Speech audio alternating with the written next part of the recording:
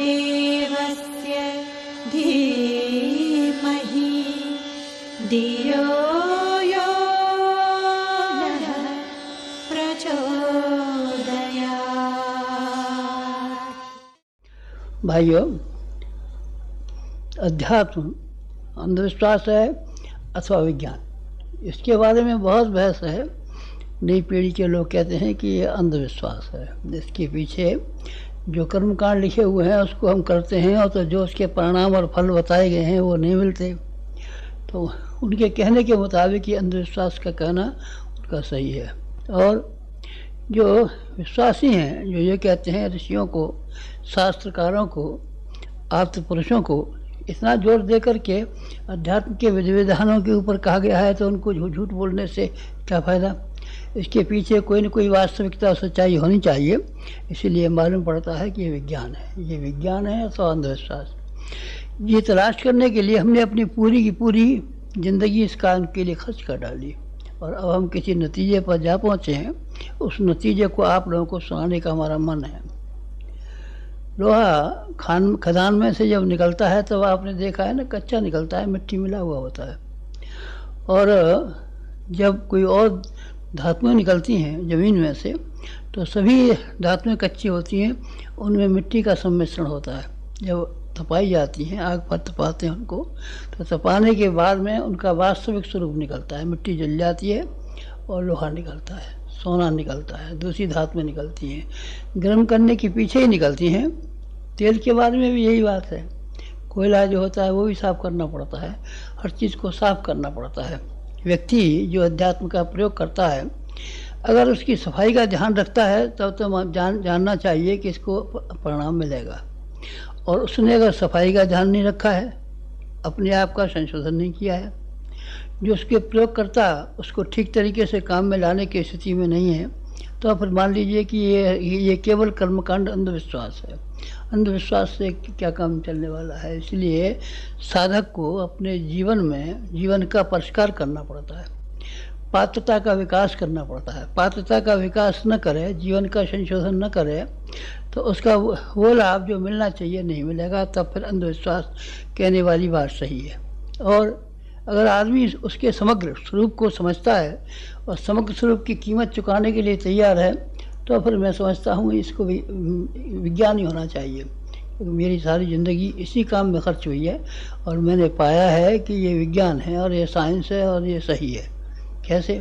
इस तरीके से कि हमारे मास्टर ने, बॉस ने सबसे पहले ये समझाया कि कारतूस से भी ज़्यादा बंदूक का सही होना आवश्यक है। कर्मकांड अपने आप में पर्याप्त नहीं है, उसको चलाने वाला जो व्यक्ति है वो सही होना चाहिए।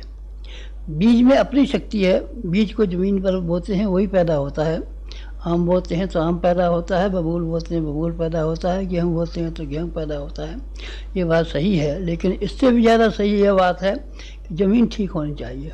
ज़मीन को जोता नहीं गया है, बोया, उसको खाद नहीं दिया गया है, पानी नहीं दिया गया है, तो ऐसी खबड़ खुबड़ ज़मीन में आप क्या पैदावार होने की उम्मीद रखेंगे।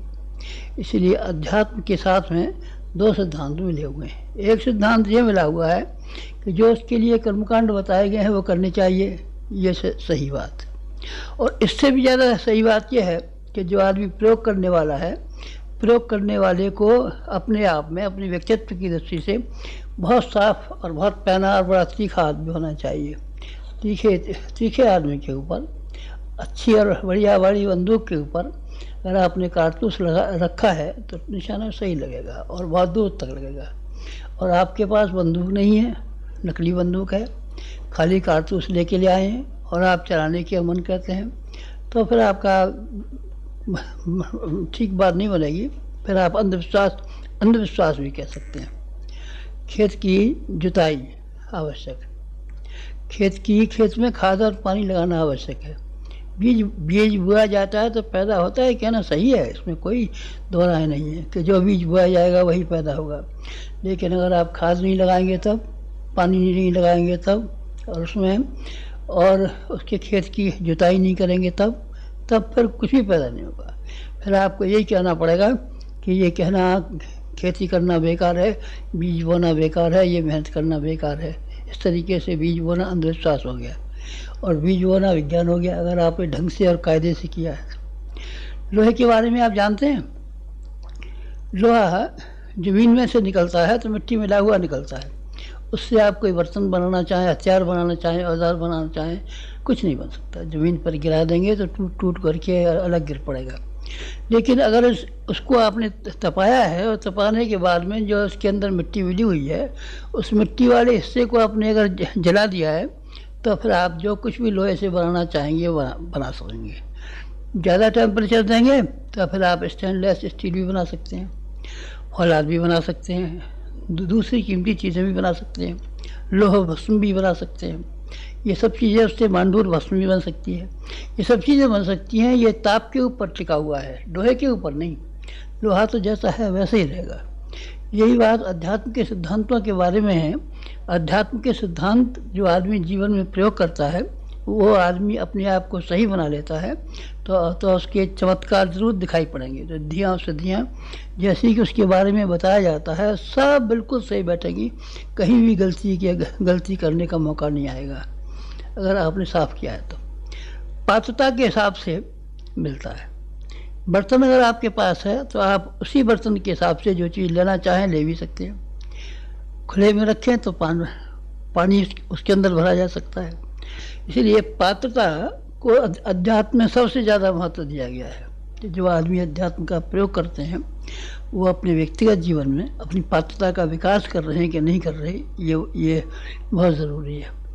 अध्यात्म विज्ञान है, उस विज्ञान को और ज़्यादा तेज़ करने के लिए अब हम आप लोगों से विदा होते हैं।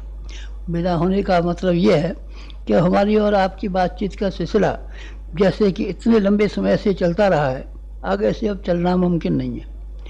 आगे से हम कहाँ रहेंगे, अब कहाँ रहेगा आदमी, जाएगा कहाँ आदमी? आदमी के रहने की जगह कहाँ है? ज़मीन पर रहेगा, हवा में रहेगा, आसमान पर रहेगा, हिमालय पर रहेगा, पहाड़ पर रहेगा, कहाँ रहेगा? कहीं कहीं तो रहेगा ही। अभी हम रहेंगे तो सही, पर आप लोगों की आंखों के सामने नहीं रहेंगे। और हमारा दूसरा कार्यक्रम है, क्योंकि अध्यात्म को विज्ञान जिस हद तक हमने समझा है उस हद तक अब ये लोभ हमसे संवरण नहीं होता, इससे भी ज़्यादा फायदा होना चाहिए। व्यक्तियों की व्यक्तिगत समस्याओं का समाधान होना अध्यात्म से संभव है, लेकिन समूह का, समाज का, सारे विश्व का, ये भी होने के लिए इसके लिए उससे भी बड़ी ताकत की ज़रूरत है। अब तक हमने जैसी उपासना की है उससे अब हमको बड़ी उपासना करने की आवश्यकता पड़ी। इसीलिए अब आप लोगों से विदा लेते हैं। क्यों? साथ रहते तब क्या अर्थ था? तब यह अर्थ था कि शक्तियाँ फैल पड़ती हैं, बिखर जाती है। बंदूक चलाने वाला एक निशाने पर लगाता है तो निशाना ठीक फैल जाता है। कभी इससे बात कर रहा है, इधर देख रहा है, इधर देख रहा है, इधर देख रहा है, तो बात बनती नहीं है। पहले भी ऐसा हुआ है, कई व्यक्तियों को इसी तरीके से करना पड़ा है। पांडिचेरी वाले अरविंद घोष की बात आपने सुना है। अरविंद घोष ने कई इंतजाम किए कि अंग्रेज़ों को हिंदुस्तान से भगा दिया जाए। उन्होंने बड़ौदा के दीवान के यहाँ रह करके काम किया और सब राजाओं से मेल मुलाकात जोड़ करके ये कोशिश की अंग्रेज़ों के विरुद्ध बगावत शुरू की जाए, लेकिन उसमें सफलता नहीं मिली। ICS थे, बहुत योग्य आदमी थे। पीछे उन्होंने देखा नौजवानों को लेना चाहिए, नौजवानों से कुछ काम बन सकता है। इसीलिए उन्होंने कलकत्ते में नेशनल कॉलेज की स्थापना की और नेशनल कॉलेज की स्थापना के बाद में उन्होंने ये कोशिश की कि विद्यार्थियों के द्वारा क्रांति का तैयारी कराई जाए। लेकिन वो विद्यार्थी भी सब ऐसे ही निकले, पढ़ लिख करके अपनी नौकरियां तलाश करने चले गए, कोई कहीं चला गया। फिर उन्होंने बम पार्टी बनाई। बम पार्टी से कई आदमियों में बम मारे गए, लेकिन उससे भी कुछ बना नहीं। 2-5 आदमी मरने से इतनी बड़ी हुकूमत को कैसे भगाया जा सकता है? आखिर में जो उनकी समझ में आया, जो उनको समझाया गया, वो ये था कि रूहानी शक्ति को इकट्ठा करना चाहिए। रूहानी शक्ति इस दुनिया में सबसे बड़ी शक्ति है, इससे बड़ी कोई शक्ति नहीं है। फिर वो पांडिचेरी में चले गए, वहाँ अंग्रेज़ों की हुकूमत नहीं थी। वहाँ जा कर के उन्होंने तप करना शुरू कर दिया। तप करने से इतनी गर्मी पैदा की कि सारे के सारे वातावरण को उन्होंने साइक्लोनों से भर दिया। जब ज़्यादा गर्मी पड़ती है ना तो साइक्लोन आते हैं ना, चक्रवात आते हैं ना। चक्रवात जब आते हैं तो छप्परों को उखाड़ के, पेड़ों को उखाड़ करके फेंक देते हैं। इसी तरह के पांडिचेरी वाले अरविंद घोष के तप करने की वजह से ऐसे साइक्लोन आए जो उन्हें छप्पर उखाड़ के फेंक दिया और पेड़ों को जड़ों से उखाड़ के फेंक दिया। क्या नाम थे इन साइक्लोनों का? इन साइक्लोनों में से एक का नाम था गांधी, एक का नाम था मालवी, एक का नाम था जवाहरलाल नेहरू, एक का नाम था सरदार पटेल, एक का नाम था मालवी, एक का नाम था सुभाष चंद्र बोस, लाजपत राय वगैरह वगैरह। बहुत से थे। जब ये उठे तब उन्होंने क्या कर दिया, अंग्रेज़ों को बिस्तर बोरी बांधने पड़े। ये ऐसे ज़बरदस्त थे, लड़ाकू नहीं थे, ये महापुरुष थे, महामानव थे। इनके व्यक्तित्व, इनकी हस्तियाँ ऐसी ज़बरदस्त थीं, वैसी तवारीख में बहुत दिनों से पैदा नहीं हुई है। ये कैसे हुई? ये अरविंद घोष का तप और किसका? महर्षि रमण का तप। महर्षि रमण ने भी उन्हीं दिनों ऐसा तप किया था कि जिस तप की वजह से सारे वातावरण में गर्मी पैदा हो गई थी, और गर्मी पैदा होने से बड़े बड़े काम हिंदुस्तान की आज़ादी के लिए उससे बड़े बड़े काम संपन्न हो गए। और किसका नाम गिनाऊंगा आपको मैं और दूसरे नाम गिनाता हूँ। महर्षि रमण और अरविंद घोष के अलावा और संसार से बाहर हुए हैं। बाहर कौन हुए हैं? आइंस्टीन जो थे, उन्होंने भी अपनी शक्तियों को बखेरने के लिए, जो अपने वैज्ञानिक उद्देश्य के पूरा करने के लिए काम कर रहे थे, वो वैज्ञानिक उद्देश्यों को पूरा करने के लिए उन्होंने एकांत में रहना शुरू किया। और उनके रहने की जगह ऐसी थी जहाँ कोई उनके पास नहीं जा सकता था। किसी को उनके पास जाना हो तो अपना विजिटिंग कार्ड उनके पास नौकर की मार्फत भिजवा देता था। जब उनको फुर्सत होती थी तभी वो किसी को बुलाते थे, अन्यथा किसी की हिम्मत नहीं थी कि जो उनके पास जाए और उनसे बातचीत करे। टॉल्स्टॉय ने भी अंतिम दिनों में ऐसे किया था। टॉल्स्टॉय का नाम सुना है ना आपने? बहुत बड़े दार्शनिक हुए हैं रशिया के, और उन्होंने जा कर के ये किया कि वो भी ऐसे अंतिम दिनों पर मौन रहने लगे थे। और मौन रहने का मतलब है अपनी शक्तियों को एकाग्र करना। अब तक आध्यात्मिक जीवन से जो अपने व्यक्तियों का, समाज का जो हित कर सकते थे, अब समस्याएं ऐसी पैदा हो गई हैं कि वो बड़ी समस्या है और उनके लिए बड़ी तैयारी करनी पड़ेगी। छोटे कामों के लिए छोटी तैयारी से करना पड़ता है। चिड़िया को मारना होता है तो गुलेल से भी मार सकते हैं, छोटी बंदूक से भी मार सकते हैं। किसी डाकू को मारना होता है, शेर को मारना होता है तो स्टैंड गन की ज़रूरत पड़ती है। और कुछ और भी बड़े काम करने पड़ते हैं तो सेना पर बड़ा हमला बोलना पड़ता है तो तोपों की ज़रूरत पड़ती है। अब समय कुछ इस तरह का आ गया है कि हमको कुछ बड़े कदम उठाने पड़ेंगे। अब कम जो कदमों से आज की समस्याएं हल होने वाली नहीं। कौन कौन सी समस्याएं आप देख रहे हैं ना? आपकी आंखों से दिखाई पड़ता है? आपकी आंखों से दिखाई नहीं पड़ता। अच्छा, आपकी आंखों से पृथ्वी चलती हुई दिखाई पड़ती है? आपको जिस ज़मीन पर बैठे हुए हैं ये भागती हुई दिखाई पड़ती है? नहीं, आपको भागती हुई दिखाई नहीं पड़ती। पर सही बात यह है कि पृथ्वी बहुत तेज़ी के साथ में भागती हुई चली जाती है और सूर्य की परिक्रमा लगाती चली जाती है। आपने सूर्य की परिक्रमा लगाते देखी है? नहीं, देखी नहीं है। पर देखने वालों की आंखों से अगर आप देखें तो आपको ये पृथ्वी भी घूमती दिखाई पड़ेगी, सूरज भी घूमता दिखाई पड़ेगा और पृथ्वी परिक्रमा दिखाई भी पड़ेगी। हमारी आंखें आपकी अपेक्षा बहुत तेज़ है। वो कुछ ऐसी समस्याएं देख रही है इस समय में जो कि बहुत ही मुश्किल समस्या है, और ये मुश्किल समस्याओं को हल करने के लिए बड़ी शक्ति की ज़रूरत है। मुश्किल समस्याएं क्या हैं? एक समस्या ये है कि जहर पैदा, ये जो उसका औद्योगिकरण हुआ है, औद्योगिकरण ने जहर ही जहर भर दिया है। हवा में जहर, पानी में जहर, मिट्टी में जहर, मिट्टी में जो कुछ भी चीज़ें छिड़की जाती हैं, रासायनिक खाद छिड़कते हैं, कीड़े मारने की दवा छिड़कते हैं, ये DDT से लेकर के दूसरी चीज़ों तक सब को मिट्टी ऐसी हुई जा रही है कि इसमें पैदा होने वाली घास तक जानवरों के लिए फ़ायदेमंद नहीं रही है। अब वो सबके पास पानी भी गंदा होता चला जा रहा है। पानी और हवा को भी जहर इन कारखानों में से निकलने वाला, मोटरों में से निकलने वाला जहर हवा को गंदा कर चुका है। विकिरण, एटम की जो खोज हुई है, अब इसमें से उसका उपयोग तो एक ही बार हुआ है जापान पर, लेकिन जो उसकी तैयारी के लिए काम कर रहे हैं उससे सारे का सारा वातावरण ऐसा जहरीला हुआ जा रहा है कि अपंग पैदा हो रहे हैं। जापान की आप पता तो लगाइए कि वहाँ को लगभग 40 वर्ष होने को आते हैं। इसके पीछे भी जो बच्चे पैदा हो रहे हैं या और जो हो रहे हैं, कैसे कैसे भयंकर हो रहे हैं और कैसे कैसे कैंसर से लेके बीमारियों तक पैदा हो रही हैं। ये चीज़ें हैं वो है जो साइंस ने तमाम जगह भर दी हैं। एक चीज़ ऐसी है जो साइंस ने तो नहीं हो रही है, पर हमारे और आपके ख्यालात, हमारे आपके ख्यालात ऐसे गंदे हो गए हैं कि ये परोक्ष वातावरण उससे गंदा हो गया है। परोक्ष वातावरण को गंदगी को दूर करने की बहुत सख्त ज़रूरत है। इनके लिए भी बहुत ज़रूरत है, चीज़ों को धोने के लिए, साफ़ करने के लिए। लेकिन साफ़ करने के लिए किस तरीके से की जाए, क्या किया जाए, हमको उसके लिए मुनासिब स्थान और मुनासिब कदम उठाने की ज़रूरत है। बड़े कदम उठाएंगे और छोटे कदम नहीं। अब तक जैसे अनुष्ठान किए हैं वैसे अनुष्ठानों से काम नहीं चलेगा, अब हमको बड़े अनुष्ठान करने चाहिए। पिछले अनुष्ठानों में हम लोगों से मिलते भी रहे, खाना भी खाते रहे, अमक भी करते रहे, पर आगे हमको क्या करना है, आगे हम कम पड़ जाएंगे। अकेले से काम नहीं चलेगा। रामचंद्र जी से अकेले से काम नहीं चला था, इसीलिए वो सुग्रीव को बुलाने के लिए गए। सुग्रीव को बुलाने के बाद में हनुमान जी को बुलाने के लिए गए। हनुमान जी और सुग्रीव आ गए। फिर तब नल और नील को बुलाने गए। नल और नील पे संदेशा भेजा गया। सब ने मिल करके लंका को पार करने की, फतह करने की तैयारी की। अकेले रामचंद्र जी नहीं कर पाए। और फिर उन्होंने जब रामराज्य की स्थापना की तो अभी इन्हीं लोगों की सहायता की जरूरत पड़ी। अकेले रामचंद्र जी रामराज्य की स्थापना नहीं कर सकते थे, हम अकेले कर नहीं पाएंगे।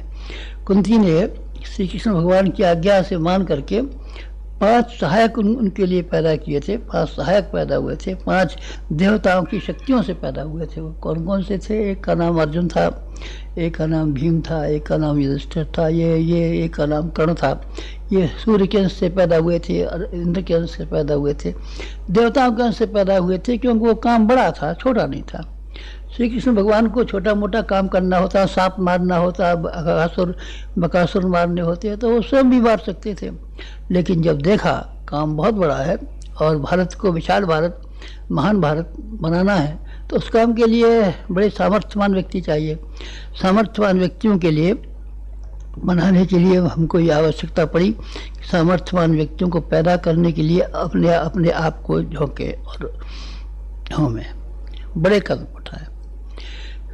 एक बार ऐसा हुआ कि गंगा के पानी का सब जगह अभाव हो गया, कहीं पानी दिखाई नहीं पड़ने लगा। पानी के बिना कुएं सूख गए, तालाब सूख गए, पीने के पानी सूख गए, सब जगह त्राह मच गई। हर जगह कई वर्ष हो गए पानी नहीं बरसा। क्या करना चाहिए? मनुष्य के हाथ से बाहर की बात है। जो चीज़ें ऐसी हैं जो मनुष्य अपने आप नहीं कर सकता, उसको बड़ों की सहायता से पूरा करता है, और उसके लिए बड़ी शक्तियाँ चाहिए। भागीरथ जी ने विचार किया कि इसके लिए कौन चाहिए? गंगा चाहिए, जो स्वर्ग से लेकर के ज़मीन पर लाई जाए। गंगा जी को स्वर्ग से ज़मीन पर लाने के लिए भागीरथ चले गए। तो क्या करना पड़ा आपको मालूम है ना? खुशामद नहीं करनी पड़ी गंगा की, तब करना पड़ा। खुशामद से कोई काबू में आता है? कोई नहीं आता, एक भी नहीं आता। प्रार्थना करने से, चावल चढ़ाने से, अक्षत चढ़ाने से, धूप दीप नैवेद्य चढ़ाने से कोई भी बड़ी शक्ति देवता नहीं आ सकती है। आप आ जाएंगे, आपको हम थोड़े से चावल दे दें या एक शक्कर की चुटकी दे दें तो आप कोई बड़ा काम कर देंगे हमारा? क्यों करेंगे? बड़ा काम नहीं करेंगे। ऐसे बड़े कामों के लिए तप करने पड़ते। भागीरथ ने तप किया, तप करने की वजह से वो ज्ञान की गंगा को लाए वहाँ से, स्वर्ग से। तो फिर देवताओं ने मदद की। जो अपनी मदद आप करता है उसकी ईश्वर भी मदद करता है। शंकर भगवान ने उनकी मदद की, हमारी भी मदद की है, हमारे गुरु ने हमारी मदद की है। क्यों? क्योंकि हमारे सामने मकसद बड़े मकसद रहे। तो शुरू से आखिर तक जो कुछ भी हम काम करते रहे, बड़ों के लिए काम करते रहे, उद्देश्यों के लिए काम करते रहे, आदर्शों के लिए काम करते रहे, मानवता के लिए काम करते रहे। अगर ये बात नहीं रही होती, हमारी नीयत वही रही होती कि जो कुछ भी हम करेंगे अपने लिए करेंगे, अपनी बीवी के लिए करेंगे, अपने बच्चे के लिए करेंगे, अपने साले के लिए करेंगे, अपने बहनोई के लिए करेंगे, तब ये सब देवता हमको सुन करके भाग खड़े होते हैं और ये कहते बड़ा गंदा और कमीना आदमी है। गंदे और कमीने आदमी के लिए क्यों मदद करें? अपने हाथ पाँव से कीजिए, रोटी कमाइए और जो कुछ भी खाइए या किसी को दे दीजिए, फेंक दीजिए, कुछ भी कीजिए। लेकिन अगर आप देवताओं की शक्ति का इस्तेमाल करना चाहते हैं तो उनको एक ही बात बतानी पड़ेगी कि हम किसी बड़े काम के लिए, बड़े मकसद के लिए, बड़े उद्देश्य के लिए कुछ काम करना चाहते हैं। भागीरथ ने ये जब बताया, गंगा हमको हमारे काम के लिए नहीं बल्कि उनके लिए चाहिए जो पीढ़ियों पहले हुए थे और उनके शाप से जल रहे हैं, अभी भी जमीन सब सूखी पड़ी है, उसके लिए। गंगा जी ने भी देखा अच्छे काम के लिए हमको ले जा रहा है, वो भी तैयार हो गई। जब उन्होंने ये देखा गंगा ऊपर से आएंगी स्वर्ग से तो जमीन में सुराख हो जाएगा, शंकर जी ने कहा अरे भाई तो हम तो मदद करने को तैयार हैं। उन्होंने बाल बखेर दिए और ये कहा हमारे बालों पर आप आइए। फिर बालों के आने के बाद में जब मैं ज़मीन पर चलना शुरू कर दिए, गंगा ने ये किया। बड़ा काम था ना, बड़ा काम। देवताओं के ऊपर एक बार एक और मुसीबत आई। ऐसा हुआ कि वृत्तासुर नाम का एक दैत्य था, उसने सब देवता को मार पीट करके भगा दिया और सब उनके इंद्रासन वगैरह राजगद्दी वगैरह छीन ली। छीन लेने के बाद में ज़रूरत इस बात की पड़ी कि इसको वृत्तासुर को मारने के लिए कोई शक्ति पैदा हो। ये कहाँ से पैदा शक्ति हो, ये किसकी शक्ति हो। फिर ऐसा किया गया कि तप की शक्ति, तपस्वी की शक्ति।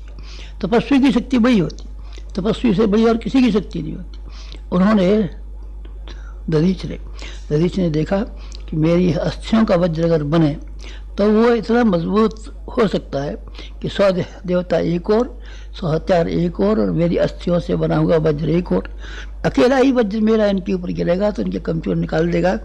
बस दधीच ने तप किया और तप करने के बाद में इंद्र को बुलाया और बुला करके कहा हमारी हड्डियाँ आप ले जाइए, इससे वज्र बना लीजिए और वो वज्र आप वृत्तासुर के विरुद्ध काम में लाइए और देखिए कि आपकी समस्या हल होती है कि नहीं।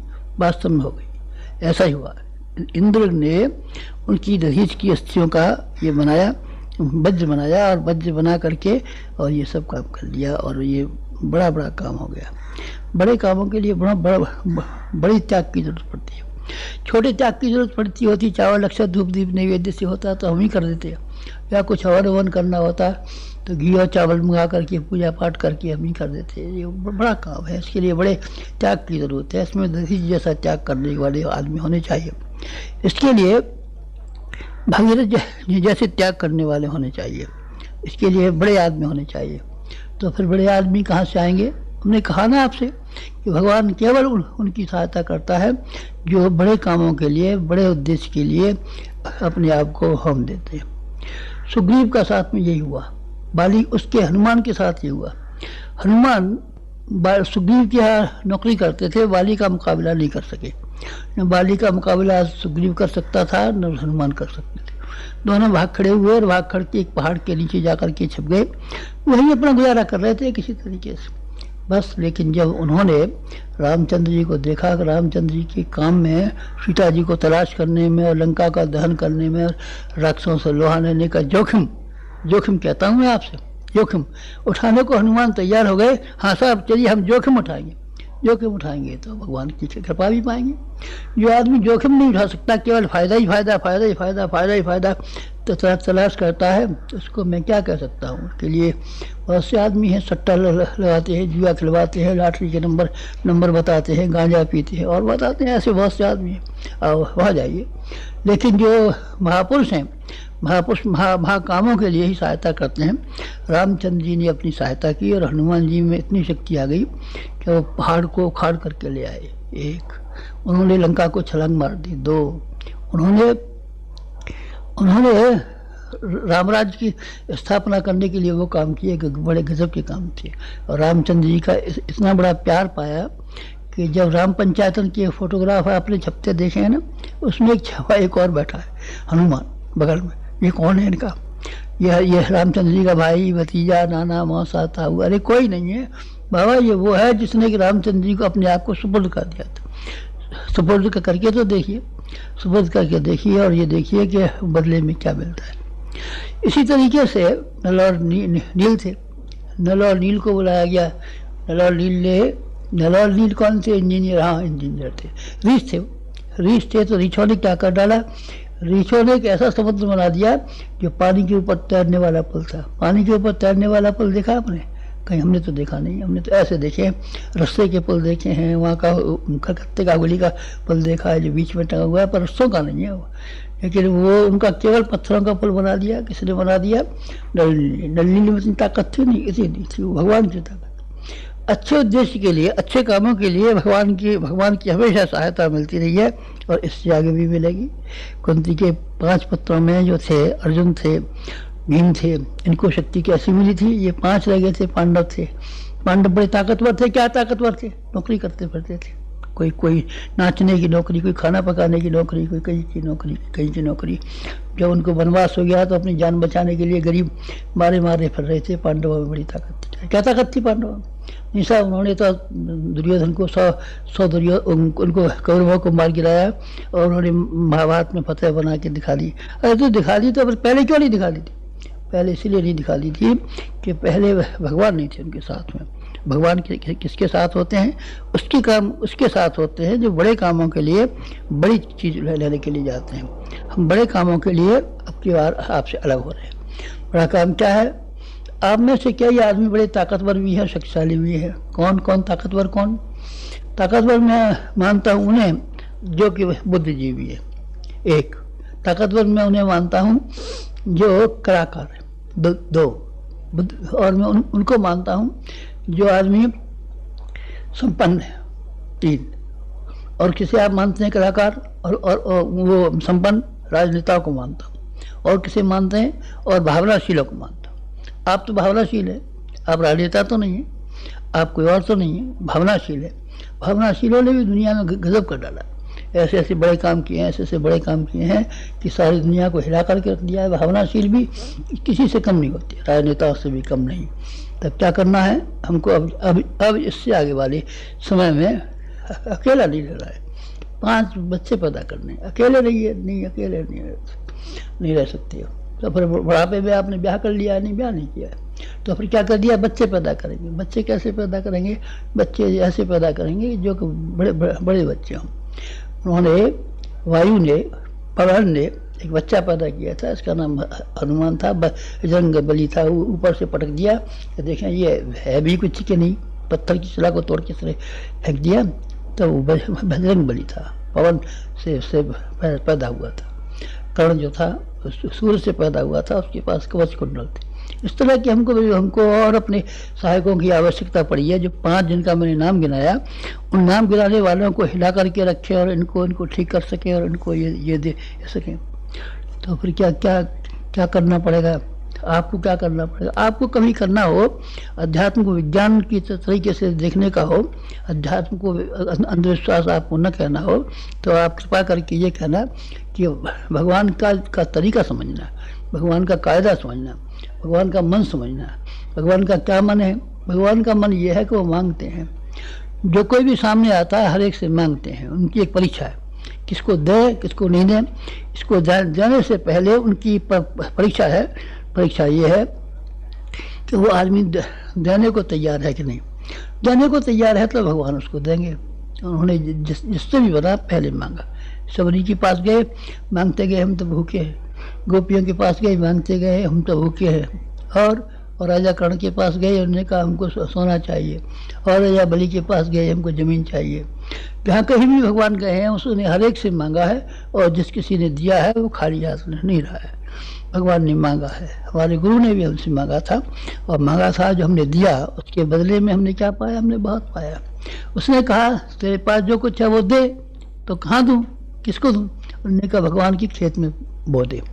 भगवान के खेत में हमने अपने पास जो कुछ भी चीज़ थी सब बोई, और जो कुछ बोया 100 गुना होकर के पाया।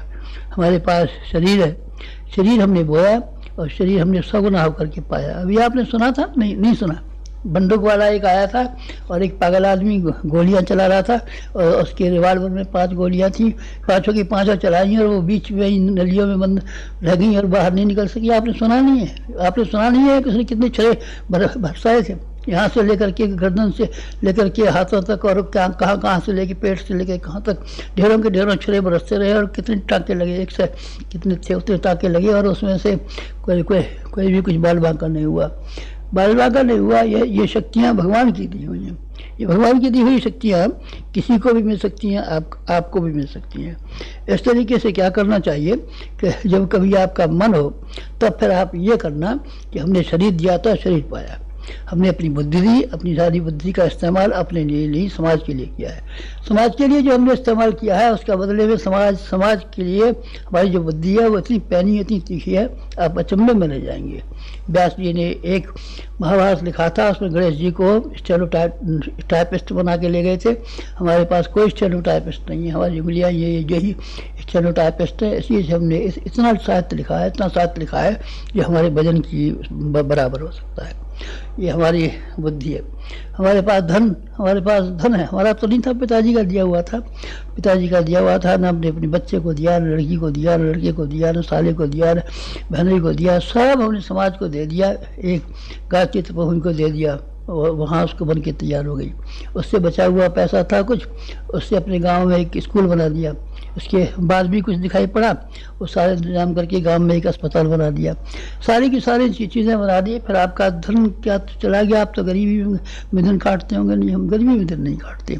आप देखते हैं ना, हम जिन इमारतों में रहते हैं कितने दाम की है। आपने शांति कुंज देखा है ना, लाखों रुपए का बना हुआ है।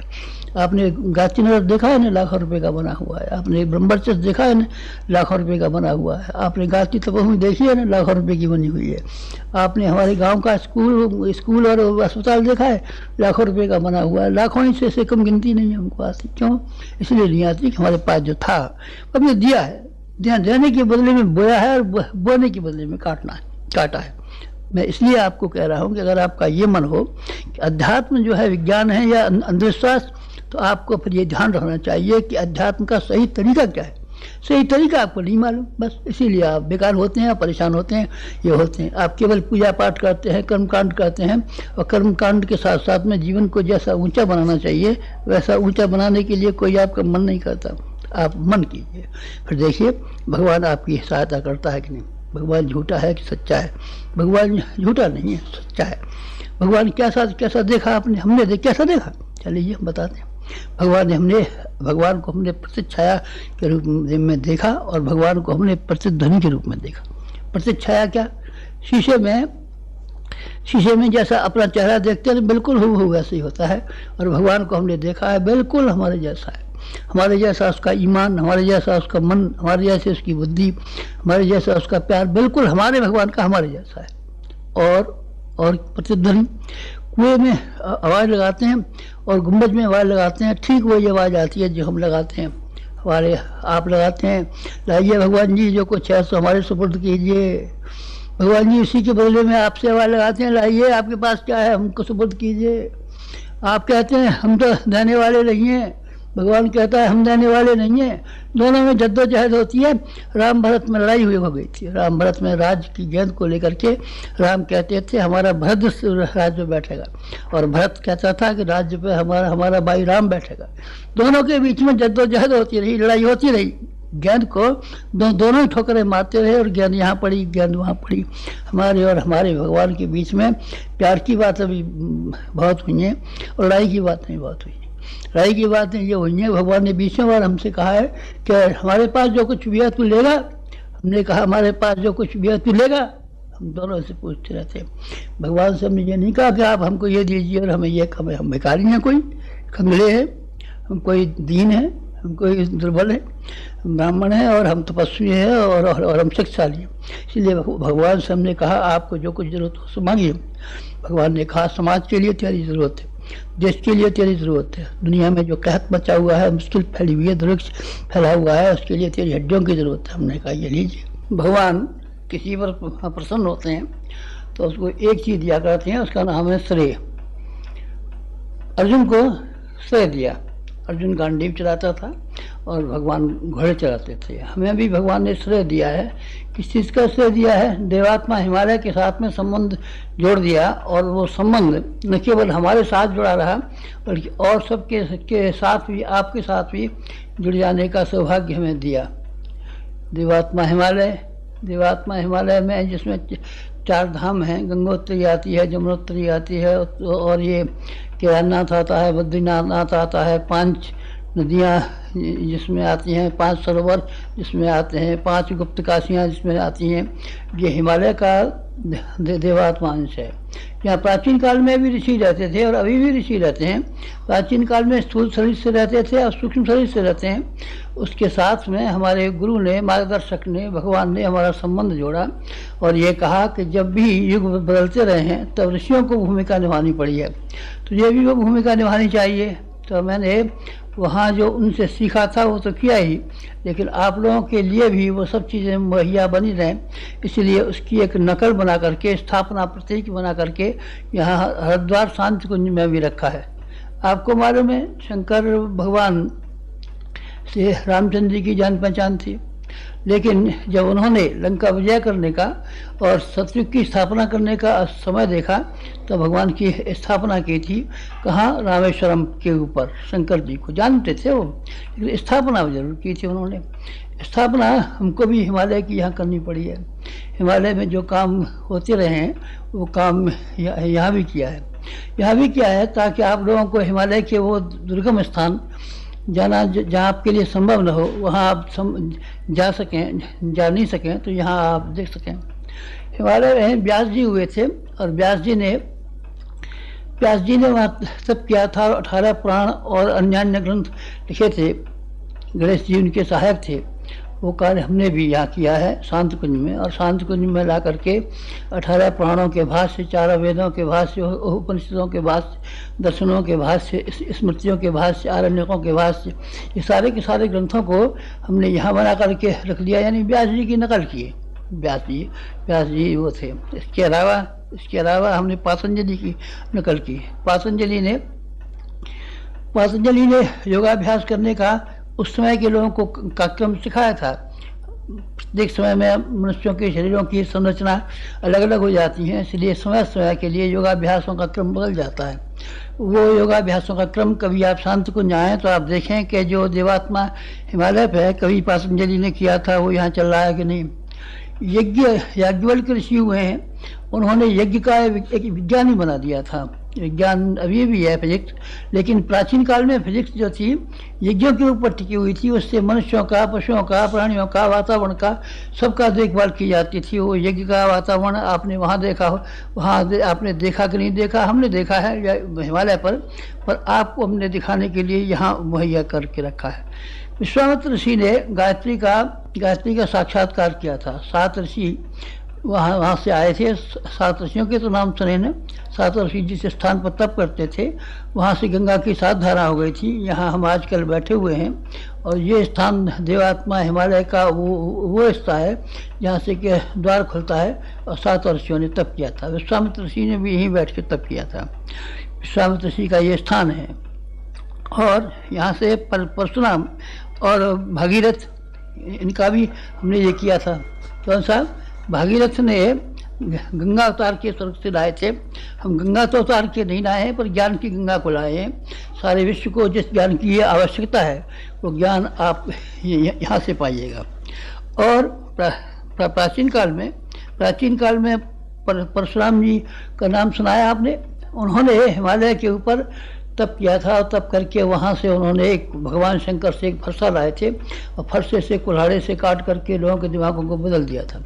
ब्रेन वॉशिंग का काम हम भी कर रहे हैं आजकल, बहुत ब्रेन वॉशिंग कर रहे हैं। पढ़े लिखे लोगों का, विद्वान लोगों का, सामान्य लोगों का, किसानों का, दूसरे लोगों का, पंडितों का, सबका ब्रेन वॉशिंग कर रहे हैं। ये भगवान परशुराम के कुल्हाड़े की आप नकल चाहें तो आप कह सकते हैं। जमदग्नि ने उत्तर काशी में प्राचीन काल में एक अरण्यक बनाया था जिसमें परिव्राजक तैयार होते थे। परिव्राजक जगह जगह भेजे जाते थे, सारे विश्व में वो काम करते थे। आप यहाँ आइए, शांत कुंज में देख लीजिए, उसकी नकल हमने बना दी है। नकल इसलिए बना दी है कि जो प्रेरणा हमको हमारे मास्टर ने हिमालय ले जा करके उससे संबंध जोड़ करके संबंध बना दिया, वो आपको यहाँ मिल सके। इसके अलावा नारद जी का नाम सुना है। नारद जी ने संगीत के माध्यम से सारी दुनिया को हिला दिया था। नाद ब्रह्म और शब्द ब्रह्म, ये दोनों ब्रह्म हैं। इससे उन्होंने, नारद जी ने पार्वती को ज्ञान दिया था, ध्रुव को ज्ञान दिया था, वाल्मीकि को ज्ञान दिया था, प्रहलाद को ज्ञान दिया था, सावित्री को ज्ञान दिया था, जाने कितनों को ज्ञान दिया था। और वो ज्ञान ऐसा था कि उनके जीवन की कायाकल्प हो गया। वो काम भी हमने किया है यहाँ रह करके। यहाँ रह करके यहाँ शंकराचार्य का नाम सुना है, उन्होंने 4 धाम बनाए थे। इसमें से एक धाम बद्रीनाथ धाम भी है उत्तराखंड का, बाकी धाम रामेश्वरम है, द्वारका है, ये जगन्नाथ है। हमने 2400 शक्तिपीठें बनाई, आप यहाँ देख सकते हैं, और दूसरी जगह भी जा करके आप देख सकते हैं वो काम जो कि हमारे गुरु ने हमको हिमालय देवात्मा हिमालय के साथ जोड़ करके किया, वो सब काम हमने यहाँ कर डाले। ऋषियों की विशेषता है, ऋषियों की विशेषताओं को हमने, जो बाकी और भी हुए हैं, एक कणाद ऋषि हुए हैं, इन्होंने विज्ञान और अध्यात्म का समन्वय किया था। ब्रह्मवर्चस्व आपने यहाँ देखा है, इसमें विज्ञान और अध्यात्म का समन्वय करने का हम प्रयास कर रहे हैं। यानी सारे के सारा देवात्मा हिमालय का एक छोटा सा मंदिर, ऐसा भव्य मंदिर जैसा सारे संसार भर में कहीं भी नहीं है। हिमालय का हमने देवात्मा है, बाकी देवता दिखाई पड़ते हैं, कभी नहीं दिखाई पड़ते, आँख से देखे जा सकते हैं, कभी नहीं देखे जा सकते, लेकिन हिमालय को आप हमेशा देख सकते हैं। और बाकी देवताओं की इंद्रियों के बारे में कह नहीं सकते, उनकी है ही कि नहीं, लेकिन ऋषियों के रूप में सारी इंद्रियाँ इनके पास थी। ये देवात्मा हिमालय का यहाँ हमने मूर्ति बना दी है। किसके लिए बना दी है? अपने लिए। हम तो हवा से हैं, हमको तो 3 बार भेजा गया है, तो हमने तो उन सब स्थानों को देखा है और उनके जीवात्माओं से सूक्ष्म संबंध स्थापित किए हैं। पर आपके लिए हमने शांत को बना दिया है। आप यहाँ आया कीजिए, आप यहाँ आया करेंगे तो यहाँ के वातावरण में नवीनता है। गंगा के किनारे में एक नवीनता होती है, हिमालय की विशेषता में एक नवीनता होती है। संतरे नागपुर के मीठे होते हैं, लखनऊ के आम मीठे होते हैं, मुंबई के केले मीठे होते हैं। इस भूमि को हमने अपने सारे जीवन भर में एक ही काम महत्वपूर्ण किया है कि हमने वो देवात्मा हिमालय का एक देव मंदिर यहाँ बना दिया है। उसमें सारे के सारे हिमालय को आप यहाँ बैठ कर के भी देख सकते हैं। और ऋषियों की जो परंपरा थी, उन्होंने क्या क्या काम किए थे, इसको भी आप चाहें तो यहाँ आकर के देख सकते हैं। ये बहुत महत्वपूर्ण कार्य थे जो हमने किए हैं और आपके लिए किए हैं। आपका जन्मदिन हुआ करे तो आप यहाँ ज़रूर आया कीजिए, आपका विवाह दिन हुआ करे तो आप यहाँ ज़रूर आया कीजिए, आप लोगों के बाल बच्चों के संस्कार कराने हों तो आप ज़रूर आया कीजिए। तीर्थ स्थानों में पितरियों के लिए श्राद्ध तर्पण किए जाते हैं, आपको कभी कराने का मन हो तो आप यहाँ आया कीजिए। आपको कोई अनुष्ठान जब करना हो तो आप यहाँ आकर के किया कीजिए, यहाँ उसका विशेष फल मिलेगा। क्योंकि यहाँ की शक्ति, यहाँ की भूमि में हिमालय का द्वार है, ये गंगा का ये तट है, 7 ऋषियों के तप करने का स्थान है, हमारा भी तप करने का स्थान है। इसलिए अगर आपको मौका मिला करे तो आप यहाँ ज़रूर आया कीजिए। ये आपके लिए सुविधा की है, हमारे गुरु ने हमारे लिए सुविधा की, हमने जैसे लाभ उठाया आप भी लाभ उठा सकते हैं।